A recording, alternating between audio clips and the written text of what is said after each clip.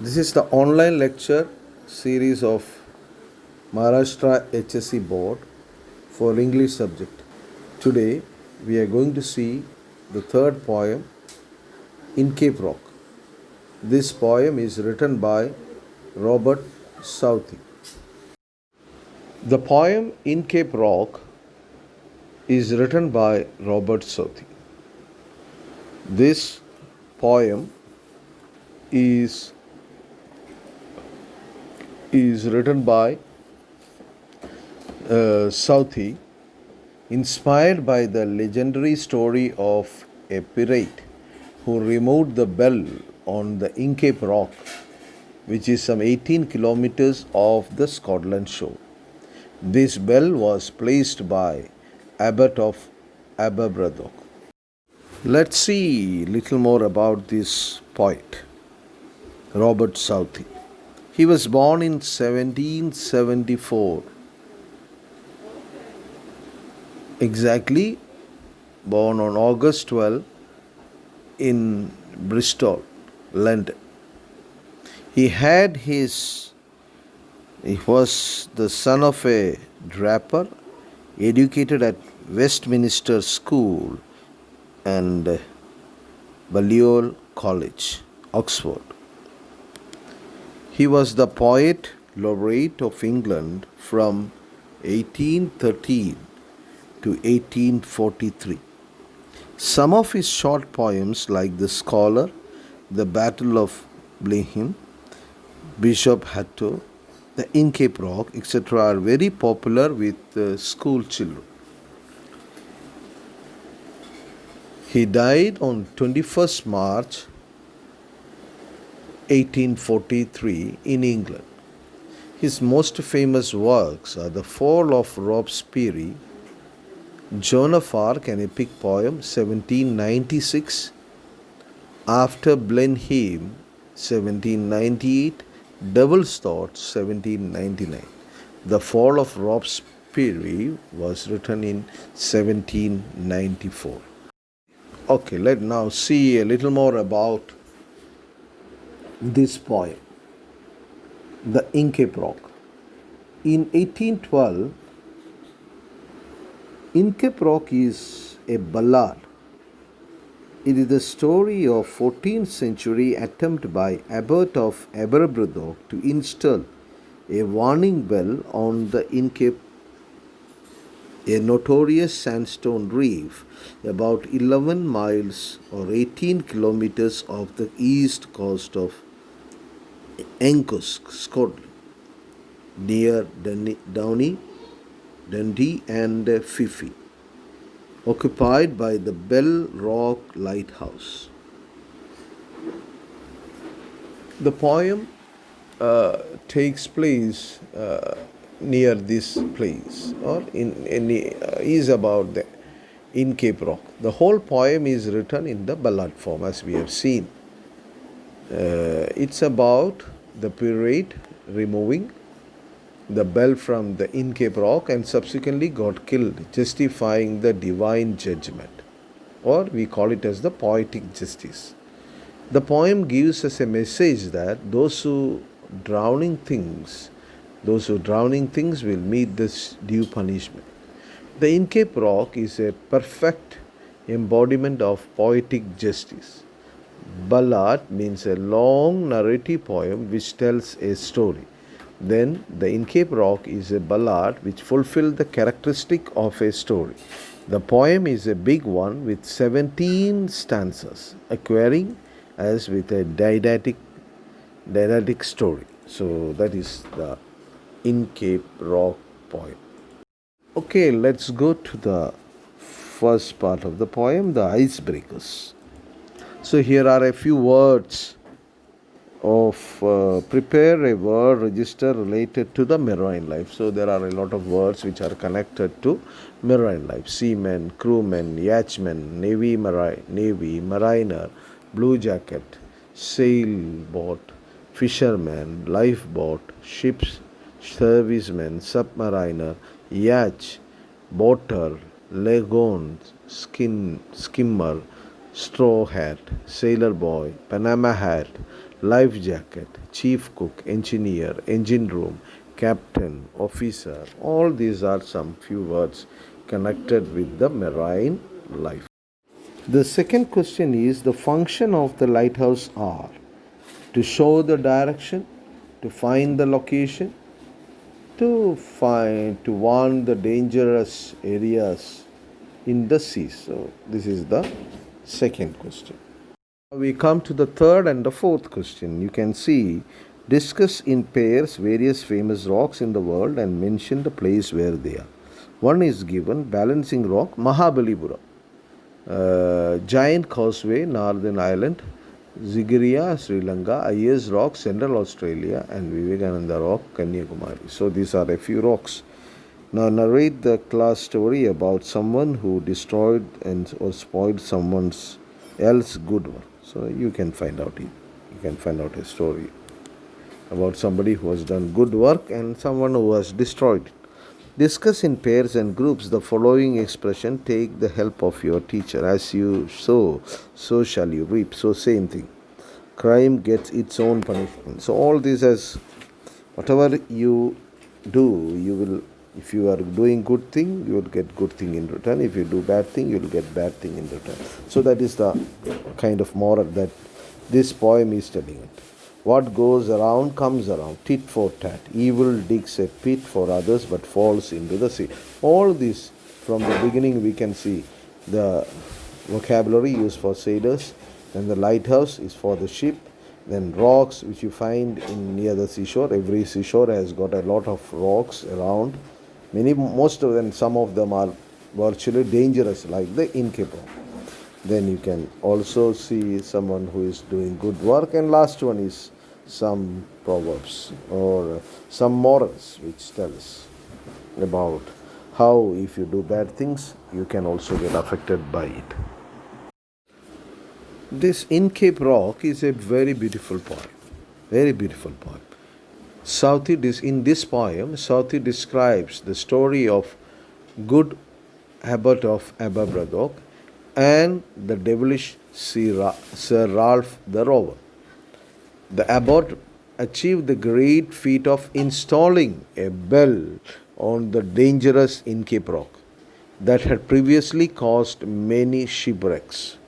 And we have already seen that it is 18 kilometers off the coast of Scotland.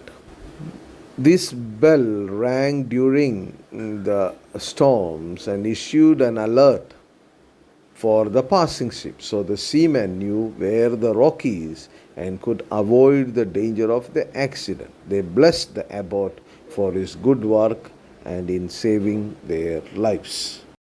So let's move on to the poem, the Inchcape Rock. No stir in the air, no stir in the sea. The ship was as still as she could be. Her sails from the heaven received no motion. Her keel was steady in the ocean. So the poet is describing how was the sea on that particular day. No stir on the air, no movement in the air. No stir in the sea, no movement in the sea. The ship, because of these two, ships moves only when these two things happens. Movement in the sea in the form of waves and movement in the air in the form of wind. The ship was as still as she could be. As these two movements are not there, the ship was very, very still in the sea. Her sails from heaven received no motion. In those times, we know the people used to travel in ships having mats, or they will be going in not in motor driven ships but wind driven ships. So if they have to move, the wind should be there, and as there is no wind, so no motion is received from the heaven, or here heaven is symbolic of sky. So the sky from where the wind is coming. Now the lower part of the ship is called as the keel, and the keel is as, and because of no movement of the ship, the keel is as was steady, very steady in the ocean without any kind of movement. So now you see what is written, what I have given in the slide. in this part. The atmosphere of the sea in stanza. The atmosphere of the sea is calm and quiet. There is no movement in the air. The ship that is docked near the coast was still and motionless and devoid of any threats of strong strong wind. The sails of the ship had been silent, and the keel of the ship was steady and strong in the ocean. Okay, so that is the stanza number 1.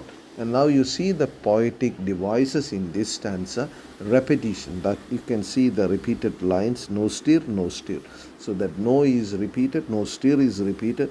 So that is why the figure of speech words are repeated. So the figure of speech is repetition. Now you can see antithesis also along with this, that no is repeated in the same line. So you can say the figure of speech is antithesis because the sound is repeated. Okay. Without either sign or sound of their shock, the waves flowed over the Inchcape Rock. So little they rose, so little they fell. They did not move the Inchcape Bell. So in this stanza, the poet is referring to the Inchcape Rock. There is no sound, no sign, nothing. Just the waves are flowing over the Inchcape Rock. And why there is no sound or sign? Otherwise, there would have been sound and sign because there is the Inchcape float and the Inchcape Bell also is there. But now we cannot hear any sound or any sign. The reason is so little the waves rose and so little they fell. So when the waves are rising so little and falling so little, they are not capable of moving the Inchcape Bell or the Inchcape float and the Inchcape Bell. So here the stanza 2, there is the dangerous Inchcape Rock of the Scotland shore. As there is no movement in the air, the waves have died down and no sound could be heard from the Inchcape Bell, which is placed on the buoy near the Inchcape Rock.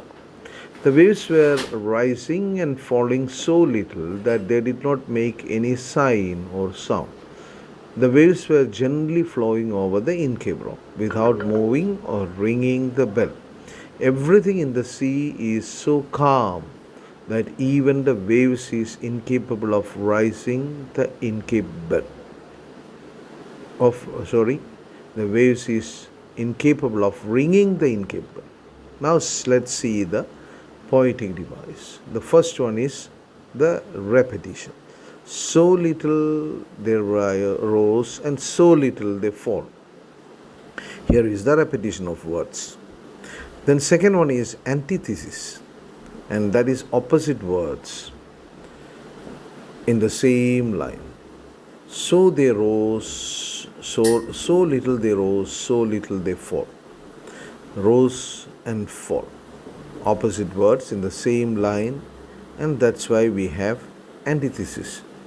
Now the next figure of speech in this line is, here the waves is personification. The waves are person. They did not move the Inchcape Bell. The waves are referred to as they, and that is why we have personification in this line. So we have seen the Inchcape Rock in this stanza. Now we come to the third stanza. The Abbot of Aberbrothok had placed the bell on the Inchcape Rock. On a buoy, in the storm it floated and swung, and over the waves its warning rung. So now we are going to all the different stanzas up to till now is introducing different things. First stanza about the ship and the sea, and second stanza was telling about the Inchcape Rock and also to little extent Inchcape Bell also. Then the third stanza we are going to see another different person. In this stanza we are being introduced to Abbot of Aberbrothok. And who is this? What is the importance of this man? Because he is the one who has placed the Inchcape Bell on the Inchcape Rock. And how did he place it? He's placed it on a buoy or a float or something that float. so that the bell will not be sinking into the sea. It can remain there, and as it is floating over the high waves, as it floated and swung, it made different in the waves or in other kind of movements in the sea. It made a kind of the bell started ringing. The bell rings and makes sound. So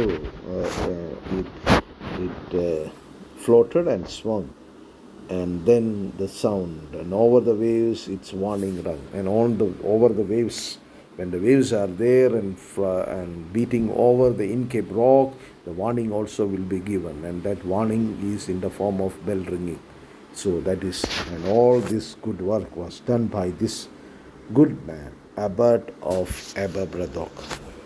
It is written in this stanza. This talks about the stanza 3 talks about the history of the great monk Abbot of Aberbrothok and his benevolent deed of placing the warning bell over the Inchcape Rock. He placed it on a buoy. Whenever the stormy waves will initiate this, or whenever the stormy waves are beating over the Inchcape Rock, the bell start making warning sounds, and thus warns the mariners and save their ships from the shipwreck, because they can avoid going near this rock. During the storm, it floated on a buoy and rang widely, swung by the high tides, and gave alert to everyone that the dangerous rock was there. It saved the lives of many sailors from the shipwreck. Now, poetic devices in this stanza are on the buoy and in the storm. So that is, the prose order is changed, so that is why it is inversion.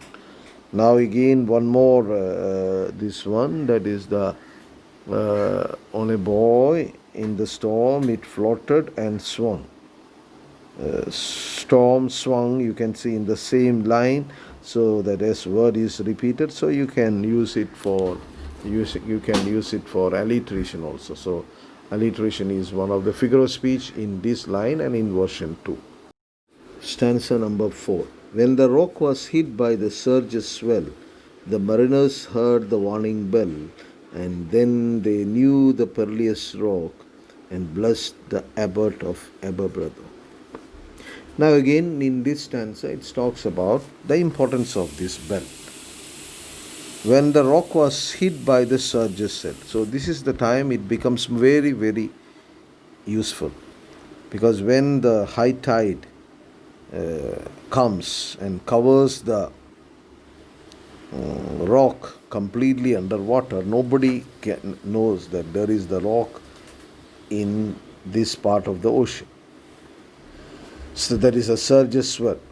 The mariners heard the warning bell. This time the bell will be ringing very widely. And then the mariners understood, or the sailors understood, that there is some danger there. And they used to avoid this. And they will be very much happy to bless Abbot of Aberbrothok for doing this kind of, such kind of good work to save their life. Now we'll see the meaning here. This stanza talks about the utility of the bell. When there is high tide, it becomes impossible. When there is high tide, it becomes impossible to locate. It becomes important to locate the Inchcape Rock by the mariners or sailors. But the sound of the bell warns the mariners about the perilous rock. They understand that there is something dangerous there and get warned. Thus they are saved by the bell, and they bless Abbot of Aberbrothok for such a noble deed. As the bell saved many lives, all those grateful soldiers blessed the Abbot of for his good work for saving their lives. Now see the poetic device, very clear poetic device. Surge's swell is alliteration, And now you can see that this stanza and is repeated in this stanza, third line and fourth line, you see, and is repeated in the first word. When the first word is repeated again and again, this kind of figure of speech is called as anaphora. Okay, it's a kind of repetition, but as it is in the two different stanza and the beginning of the stanza, this figure of speech has got a different name, and that is called as anaphora. Stanza number 5. The sun in heaven was shining gay, all things were joyful on that day. The seabirds screamed as they wheeled around, and there was joyance in their sound. The sun was shining very brightly. And you know that on a day when the sun shines brightly, everything will be happy mood. It's a beautiful day. When sun is shining brightly, the day will be very good. All things are joyful on that day. So when a good day is there, when the climate is good, people also feel naturally happy. On a windy, bad day, people also will not be very happy. So even the birds are very happy, the seabirds are very happy. The seabirds are expressing their happiness by flying around and making joyous sound. They moved in circles around, and there was joyance in their sound. And their sound, when you listen to their sound, you can understand that they are very, very happy. From the sound of the birds, you can understand whether they are happy or sad or frightened or what kind of mood. But here you can see the seabirds are very, very happy when they are flying around the ship. So now you see the stanza 5. The poet gives a clear picture of the jubilant weather of that fine day. It was a bright sunny day, and everything in the nature seemed to be mirthful on that day. The seabirds are screaming while flying around, making joyous sound. Everything looking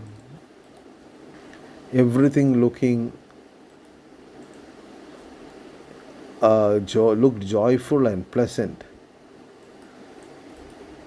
The seabirds were whirling over the ship and flying across the sea.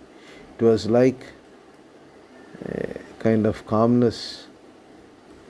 So it was very beautiful, calm sea, happy mood of all the animals and birds around. Poetic device, again you can see, like we have seen in the first stanza, heaven is used here. For sky, it's symbolism. The symbol is used. Now personification is also there. That is, sun is described as a gay. So these are the two figure of speech in this particular fifth stanza. Now stanza number 6. The buoy of the Inchcape Bell was seen, a darker speck on the ocean green. Sir Ralph the Rover walked his deck, and he fixed his eye on the darker speck. The buoy of the Inchcape Bell was seen. Now you have already seen that it's a very bright and beautiful and sunny day. And on a sunny day, everything is visible very, very clearly. It's not a foggy or a gloomy or a dark day. It's a very sunny day. And that's why even the smallest and the minute things can be seen from a very far away. The darker speck, the Inchcape Bell, the buoy of the Inchcape Rock can be seen from a far distance, like a dark spot on the green ocean. Sir Ralph the Rover, now we are introduced to this man, walked his deck. So he is the captain, and he is on the top of his ship, the deck of the ship. He fixed his eye. You can see it very clearly. He fixed his eye on the darker speck. And the dark spot which you can see in the ocean, he fixed his eye because he wants to do something there. So he fixed his eye on the darker speck. The darker speck here is the buoy of the Inchcape Bell, which is placed over the Inchcape Rock. So stanza 6 tells, Sir Ralph's ship was anchored in the still waters. Poet describes his attitude towards the Inchcape Rock or Inchcape Bell. The buoy of the Inchcape Bell is clearly visible in the calm, still waters, like the darker speck, darker speck on a ocean green. Okay. Sir Ralph walked over the deck of his vessel, and set his eye on the bow of the Inchcape Bell and gazed at the dark spot of the boat. Gazed at it. Okay. So that is what he is doing. And he is filled with jealousy and evil thoughts of destruction. He is not happy with the kind of blessings or the good words that people give for Abbot of Aberbrothok. Now there is only one figure of speech in this line, and that is the darker speck on ocean green. So that is the prose order changed here, and it is an inversion. So that is the only figure of speech in this. Now stanza number 7. He felt the cheering power of spring. It made him whistle, it made him sing. His heart was mirthful to excess, but the rover's mirth was wickedness. So it's the spring season. The author is describing this, the poet is describing the season here. He's telling it is a spring season. Spring is the most beautiful season in England. So anybody, even a wicked man, will be happy on this particular day. He is cheering the power of spring. He is encouraging the spring. He is very happy to see the spring season. It made him whistle, it made him sing. So because of his happiness, he is whistling and singing. His heart was mirthful, so full of joy and happiness was filled in his heart because of the good day, good season, good sunshine, everything. His heart was mirthful to excellence, filled with, overflowing with joy. But the rover's mirth or the rover's enjoyment or happiness was wickedness.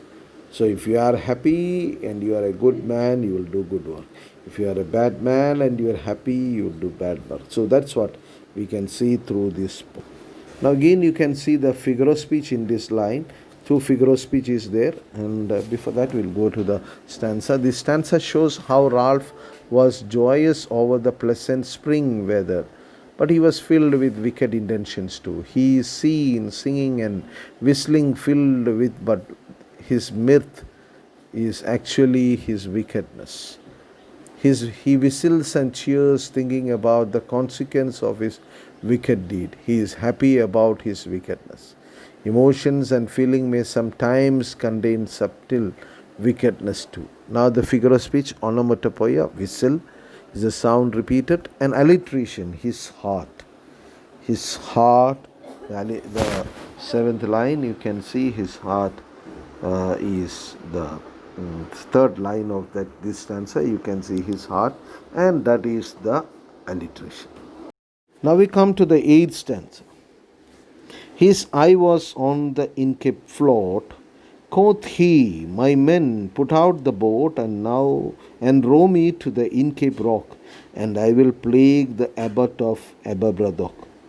His eye was on the Inchcape float. So as we have already seen, he has fixed his eye there, and he has already made up his mind to plague or destroy the good works of Abbot of Aberbrothok, and he is actually very happy to do this kind of wicked act.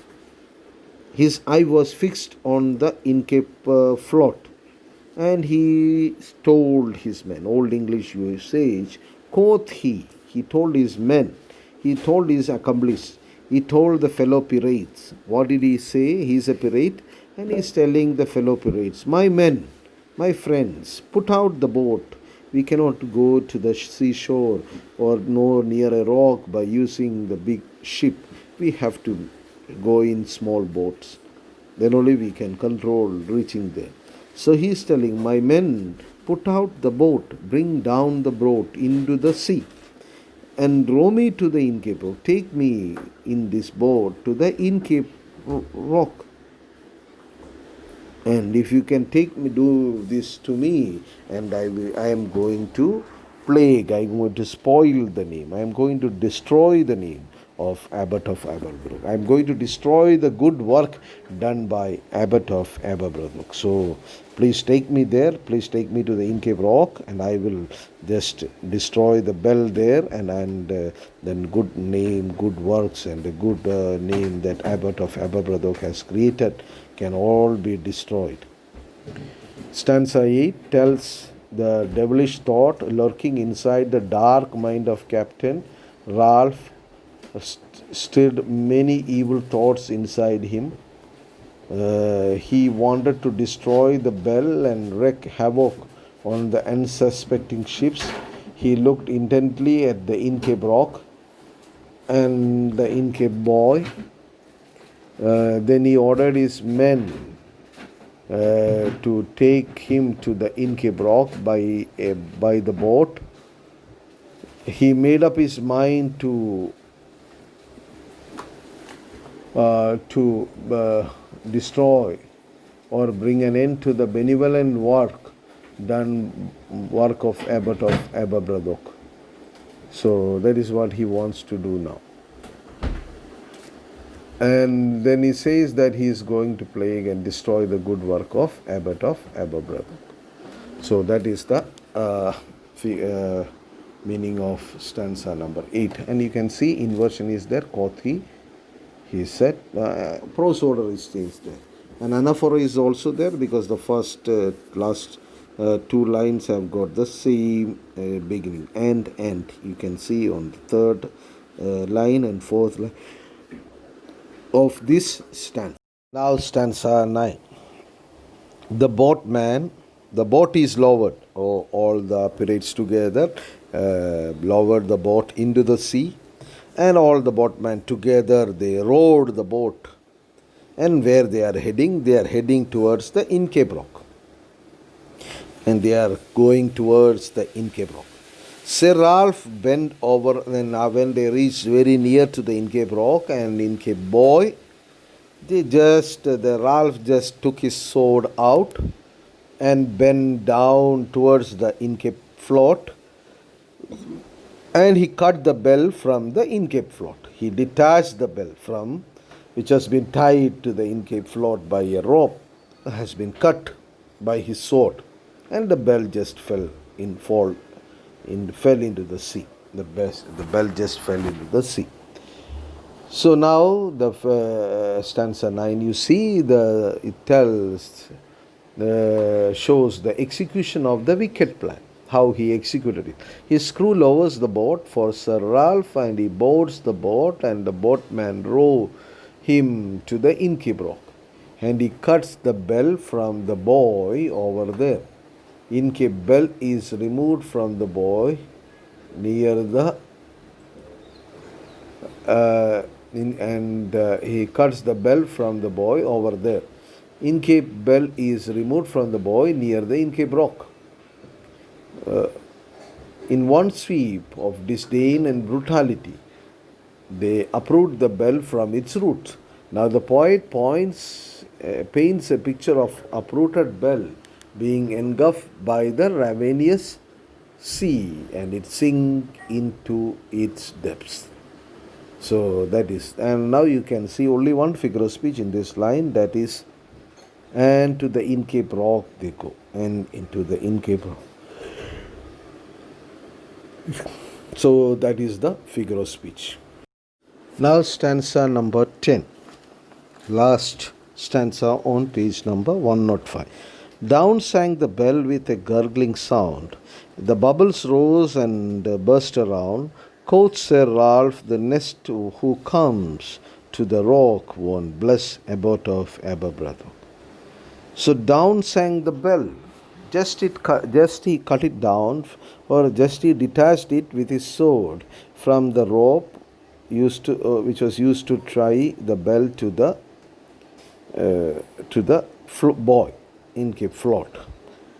and the bell just fell down into the water, and because of the falling into the water of this bell, a sound was heard, and that is the gurgling sound. And after the bell sank into the sea, bubbles came up, and all the bubbles which came up, just all the bubbles just burst around. And suddenly the Ralph is very happy by the accomplishment of his work. And he is telling that his intention is fulfilled. What was his intention? The next one who comes to the rock won't be able to bless Abbot of Aberbrothok. Either he will be destroyed here or he will be escaping somewhere else. So he is telling. So that is the poem all about. So the next one will not be able to bless Sir Abbot of Aberbrothok. The Abbot of Aberbrothok. So stanza 10, this stanza shows how the bell drowned and the comments of Sir Ralph after the act. With a gurgling sound, as if with a mournful cry, the bell sank down into the deep depth of the sea. It sinks in the emptiness of sea, causing bubbles to rise onto the surface. Sir Ralph predicts that the next sailor who comes to the Inchcape Rock Inchcape will not live to ask for any blessings for Abbot. They will have nothing to thank Abbot because the bell is not there to save any more ships from the Inchcape Rock. He is happy that he has done this wickedness to kill many more sailors. So that is he is happy that he has done this wickedness to kill many sailors. Now the poetic device, onomatopoeia, gurgling sound is the sound repeated. Down sang the bell with a gurgling sound, quoth Sir Ralph. All are inversion because the prose order is. Now we come to the 11th stanza. Sir Ralph the Rover sailed away. He scoured the seas for many a day, and now grown rich with plundered store, he steers his course for the Scotland shore. So now in the previous lines up to 10 stanzas were all happening in one day. It's just a matter of hours. Now this particular stanza happens for many days because Sir Ralph is going around the sea, sailed away. After doing this work, he and his men went around the sea. And why did he go? He is going around the sea to find out ships and then loot those ships, fight those ships, scare those ships, and loot the wealth of that ships, because most of these ships are going for selling and buying and coming back with a huge amount of money, or maybe some good things they have bought from the new places they have visited for sale or trade or whatever it may be. So these kinds of pirates, they only just wanted to plunder these ships which are coming back. And he has plundered a lot of ships, and by this he has become very rich. And there is a lot of wealth now stored in his ships. And after having enough amount of wealth looted and plundered from the ships in the sea, he is guiding his ship to the Scotland shore. He wants to go back to Scotland. So that is what he is doing. This stanza gives us a gap in time when Sir Ralph continues his piracy over the seas and for so many days, and Sir Ralph the Rover has become rich by looting a lot of ships in the ocean. After accumulating enough treasure by looting ships, he is heading towards the shore of Scotland. He is very happy and proud about accumulated wealth. He is very eager to reach the Scotland shore. Now you see the figure of speech. So Uh, now he is very eager to reach the Scotland shore. The poetic device, alliteration, Scotland shore, scoured the seas, sailed away, steers for the Scotland shore. All these are alliteration here. So now we come to the stanza number 12. Okay, I'll read. So thick haze overspread the sky, they cannot see the sun on high. The wind hath blown a gale all day, and at evening it hath died away. So now suddenly there is a change in weather. The weather is changed so rapidly. It has been very nice day, very everything was good on that day, but throughout his journey, when Ralph has been going around the sea and plundering work, we have not seen him encountering any kind of bad weather. But today, after he has accumulated so much wealth and has looted so many ships and has taken a lot of wealth in for himself, he is coming back to Scotland shore as a rich man. But now on the way, he encounters bad weather. That there was so much fog, haze, everything became dark and so completely covered with fog. Haze overspreads the sky, they cannot see the sun. So, because of this dark clouds and fog, the sun becomes invisible. Sun becomes invisible for them. The wind hath blown the gale. All throughout the day it was very strong wind, and the whole sailors are tired. Ralph and his men are tired by rowing against the rough sea. But now it's somewhat something quiet, maybe a quietness before something more dangerous. So that is the now 12. The day suddenly turns into dark and grim, heralding the coming of bad weather.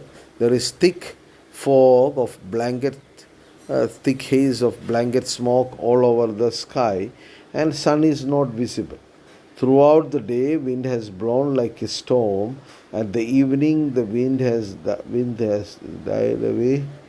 Wind has died away, signifying the approach of horrible storm. It's going from bad to worse. For and there is no figure of speech or poetic device in this. Now we come to stanza 13. So thick on the deck the rover takes his stand.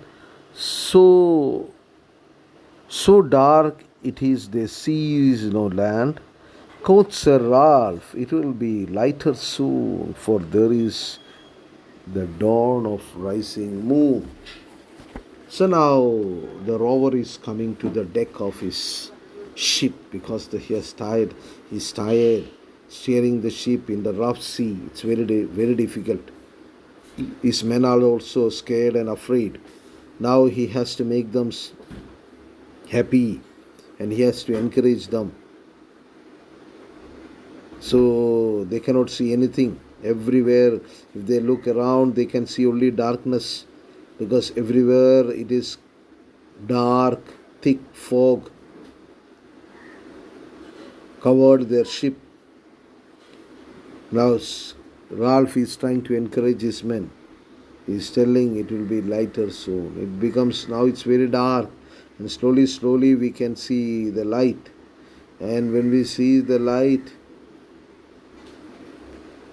so he is telling it will be lighter soon. Light will come.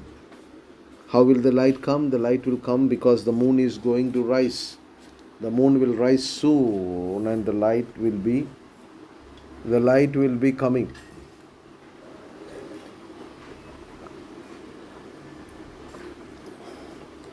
So that is what he is telling. Sir Ralph, the captain and the pirate, is found standing on the deck, and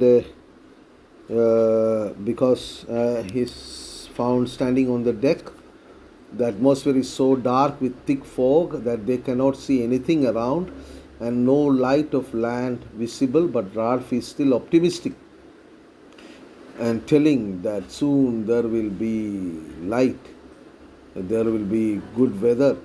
As the storm has died out, he assumes that it was a positive sign and the moon will be soon seen and we can see the land and we can be saved. That is what he is thinking. But the figure of speech is that on the deck the rover takes his stand, prosoda change, so dark it is, they see no land. In all these lines, these two lines, the prosoda is changed, and so the figure of speech is inversion. So Rover is telling that the moon will rise and hope is there to his fellow pirates. Now stanza number 14. Canst hear, said one, the breakers roar, for methinks we should be near the shore. Now where we are I cannot tell, but I wish I could hear the Inchcape Bell. Canst hear, it's very, nothing can be heard, said one of the fellow pirates, one of the fellow sailors. The breakers roar, the waves are roaring very loudly. Because of the sound of the waves, they cannot hear anything. And he's telling, for I think we should be near the shore. He's telling the sign is that we are near the shore. What is the sign for nearing the shore? Because of the sound of the waves. He's telling somewhere or other we have reached the shore of the Scotland. And the reason why he is telling like that is because the sound of the waves. Because the waves are always very huge near the shore. For methinks we are near the shore. Now where we are I cannot. But he is telling I am not sure. I am just thinking like that. That is my hope, that we are near the shore. But where we are we cannot tell. We cannot tell whether we are near the shore or somewhere else. We cannot tell. Because if the bell was there, we could have clearly identified our location. The sailor, the pirate is regretting that the bell is not there. If the bell was there, they could have clearly identified whether they are near the shore or whether they are far away from the shore, because the sound of the bell will clearly make them identify the place. So stanza 14 tells is the beginning of the end. One of the sailors among the crew members stated that he could hear the breaker's sound. This signifies that the shore is very near as the waves occur near the shore. He further states that he do not have any idea about the exact location where they stand at the moment with the ship, but he had strong wish if he could hear the warning sound of the to hear the warning sound of the Inchcape Bell. So because it could have easily helped them to identify the location. Okay, so that is the comment made by one of the sailor or fellow pirates. The poetic device is inversion. Now where we are we cannot tell. So the prose order is changed. So inversion. Now we come to stanza number 15. They hear no sound, the swell is strong. Though the wind has fallen, they drift along, till the vessel strikes with shivering shock. Oh Christ, it is the Inchcape Rock. So they hear no sound. Now no sound can be heard in the din of the sound of the waves. The waves are beating very strongly. The wind is no more. The wind is not there. Earlier, a whole day, the wind was blowing very strong. But now they are a bit happy that the wind has died down. Have fallen, but they are drifting along. They don't have any control over their ship. It's just moving without any kind of control. Till the vessels, till and it just drifted and drifted and drifted. And suddenly, the shivering shock of their life. They understood. It's a huge shock. It's a huge blow. It's a huge hit. What is that? It's a Inchcape Rock. They are crying out, "Oh Christ, our ship has hit against the Inchcape Rock." This stanza fulfills the poetic justice. The sea becomes very feisty and turbulent, and because of the high waves, they heard no sound. In spite of the fact that the wind has fallen, the ship just drifted along.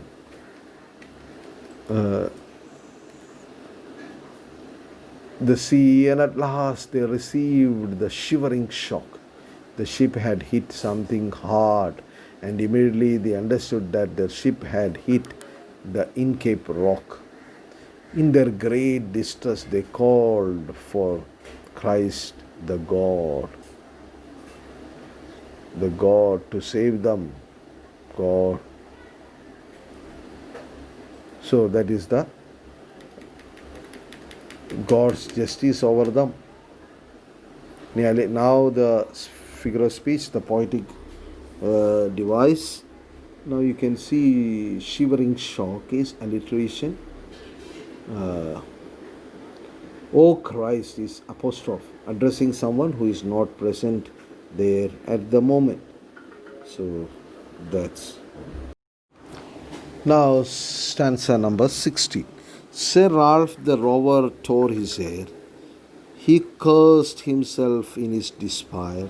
The wave rushed in every side. The wreck in the ship is sinking beneath the tide. You can understand, very well understand the feeling of Sir Ralph. He is now in great frustration. And in the greatest frustration, he has went around for many days, looted so many ships, accumulated so many wealth, and had so many plans. While going to the Scotland shore, he has made up a lot of plans, but everything is finished here. Himself and all the wealth he has accumulated is now going deep down into the ocean floor. He cursed himself. He tore his hair. He cursed himself in his despair. He is cursing himself for all the bad work, all the worst things that he has done, especially destroying the Inchcape Bell. If he had that, he would have been saved now. The waves rush from the ship has been torn into pieces. The water rushing into the ship from the bottom and from all the sides. The ship is singing beneath the tide.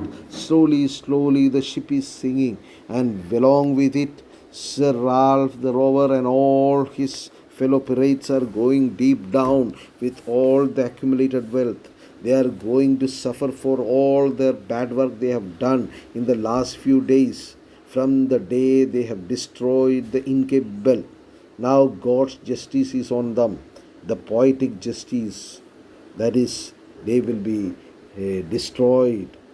So they are going to be punished now. Sir Ralph went mad. He was totally frustrated and cursed himself for all his wicked actions, especially destroying the Inchcape Bell, which now became his own tombstone. Water waves started to enter the ship and started to engulf the ship. The ship started to drown beneath the high tide. As Sir Ralph has lost all hope, the ship sing with the high tide and taken to instituting himself and crushed for his actions and cursed for his actions. Sir Ralph to go mad and tore his hair in frustration and cursed himself in despair.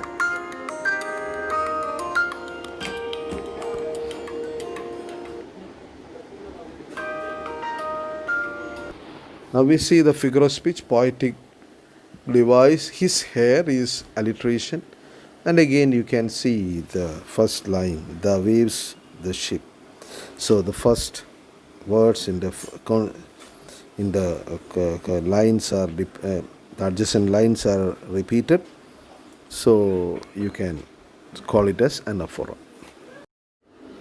Now we come to the last stanza of this poem. That is stanza number 70. But even in his dying fear, one dreadful sound could the rover hear. Sound as if with the Inchcape Bell, the devil below has ringing his knell. So now you can understand that Ralph is seeing some kind of wild hallucinations. He is dying.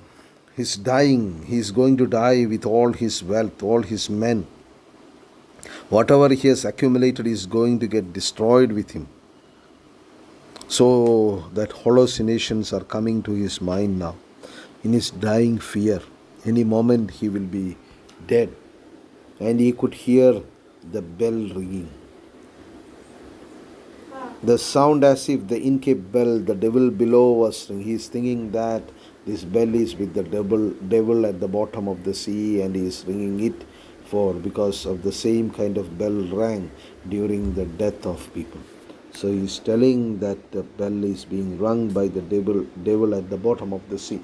Here Sir Ralph goes through his dreadful hallucinations in his dying fear, as if he could hear the ringing sound of the Inchcape Bell of Abbot of Aberbrothok.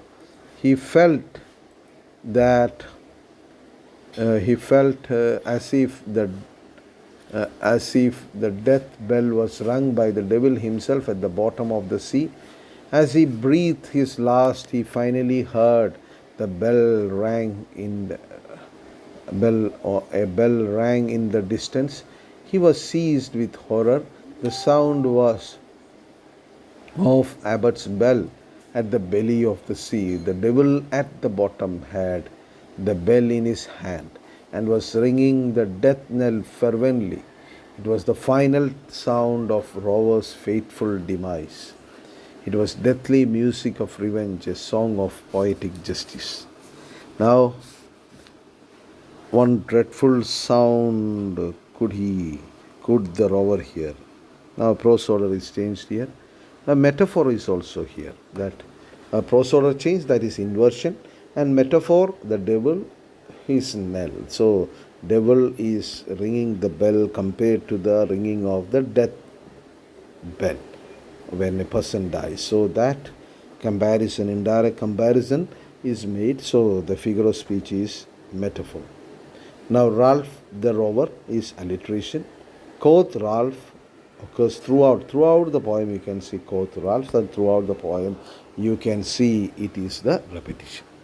So this poem has got inversion, repetition, alliteration, metaphor, personification, anaphora, and many other figures of speech. So you have seen this poem clearly. Now here is the appreciation of this poem. So this is the way you have to appreciate the poem. Inchcape Rock is a popular poem by Robert Southey. It is about the Inchcape Rock legend. The Inchcape Rock is notorious one which caused a lot of shipwrecks. The title, the Inchcape Rock, becomes an interesting part of the poem. The theme is also about the good abbot and the evil pirate Ralph. The poem also reveals around the famous folktale of an abbot, a monk who placed the bell on a buoy near the Inchcape Reef to issue warning to seamen and seafarers about the Inchcape Rock near the Scottish coast as an impending danger during the storms and high tides, when the rock becomes invisible. According to the folktale, whenever the bell used to ring, the seafarers used to bless the abbot's wisdom and thank him for saving them from the danger.